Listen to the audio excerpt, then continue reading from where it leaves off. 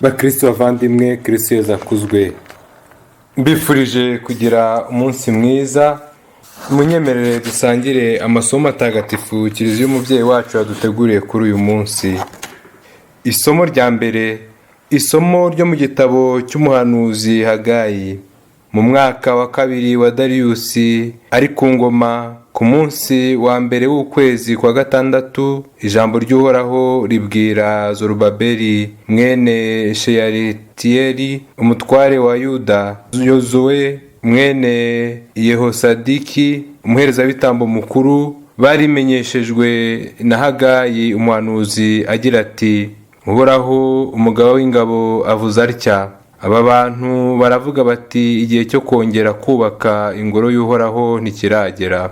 Nuko Uhoraho atuma Hagayi umuhanuzi ngo abasubize muri aya magambo: ese mwebwe murabona ari igihe cyo kwibera mu mazu yanyu ameze neza, kandi iriya ngoro y'Uhoraho yarabaye amatongo? Noneho rero Uhoraho umugaba w'ingabo avuze atya: nimuzirikane neza ibyababayeho. Mwabibye byinshi ariko musarura bike, murarya ariko ntimwijuta, muranywa ariko inyota ikaba yose, murambara ariko ntimushire imbeho. Koko uwakoze yarahembwe, ariko inyungu ayibika mu mufuka utobotse. Uhoraho umugaba w'ingabo avuze atya: nimuzirikane neza ibyababayeho. Ngaho nimuzamuke ku musozi, muzane ibiti, maze mwongere mwubake ingoro, kugira ngo mbone kuyishimiramo no kuyigaragarizamo ikuzo ryanjye. Uwo ni Uhoraho ubivuze. Iryo ni ijambo ry'Imana. Zaburi.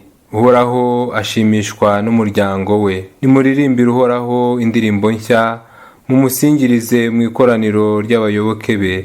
Isiraheli yishimire uwayiremye, abahungu b'i Siyoni bahimbazwe n'ibirori bakorera umwami wabo. Nibasingize izina rye bahamiriza, bamuvugirize ingoma n'inanga, kuko Uhoraho ashimishwa n'umuryango we, ab'intamenyekana akabahaza umukiro. Abayoboke be nibahimbazwe no kumukuza, ndetse bavugirize impundu no ku mariri yabo, bakore mu gahogo barata Imana. Ngiryo ishema ry'abayoboke b'Imana. Nyagasani Yezu nabane namwe. Amagambo yo mu Ivanjili ntagatifu uko yanditswe na Luka. Muri icyo gihe Herodi umutware w'intara ya Galileya yumva ibyabaye byose biramushobera, kuko bamwe bavugaga bati ni Yohani wazutse mu bapfuye, abandi ngo ni Eliya wagarutse, naho abandi ngo ni umwe mu bahanuzi ba kera wazutse. Ariko Herodi akavuga ati: Yohani njyewe namucishije umutwe, none se uwo muntu numva bavugaho ibyo yaba nde? Asigara ashaka uko yamubona. Iyo ni Ivanjili ntagatifu. Bakristo bavandimwe, amasomo matagatifu tumaze kumva agaruka ku bintu bitatu by'ingenzi. Icya mbere ni ukugira umutima uzirikana.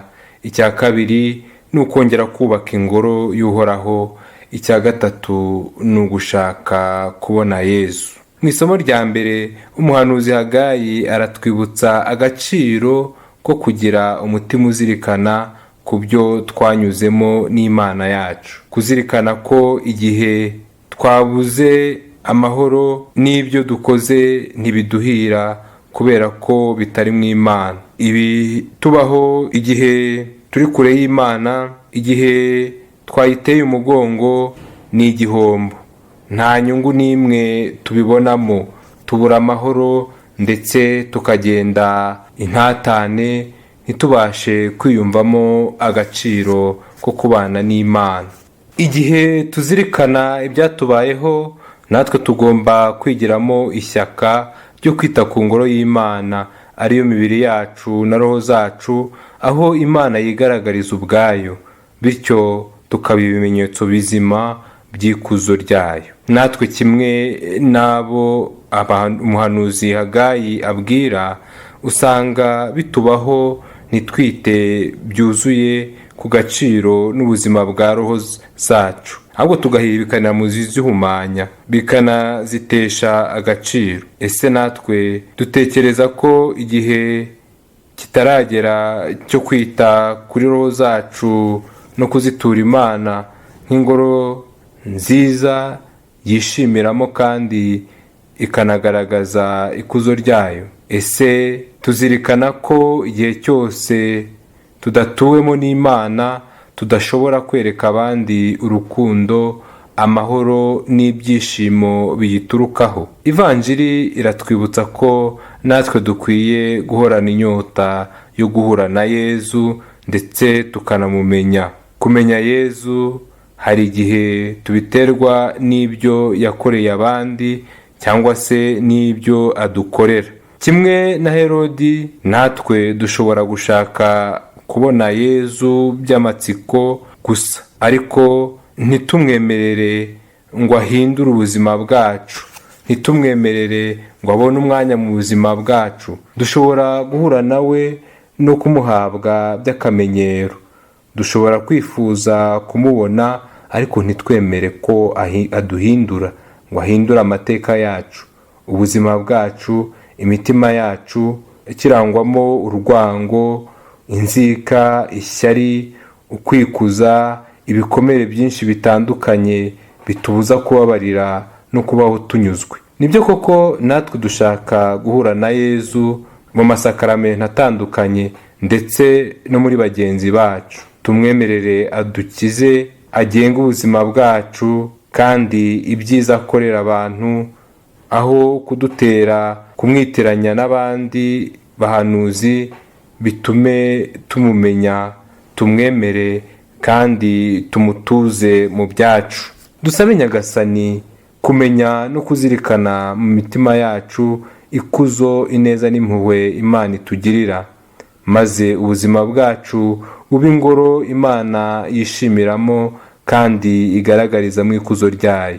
Yezu duhura mu ijambo rye no muri Ukaristiya ntagatifu dusangira, aduhe kurushaho kumumenya no kumenyesha abandi, bityo ibyishimo byacu bibe ibyishimo byuzuye kandi buri iteka dusingiriza Imana mu buzima bwacu bwa buri munsi. Nyagasani Yezu nabane namwe, ushobora byose nabaho umugisha, Imana Data na Mwana na Roho Mutagatifu. Amina.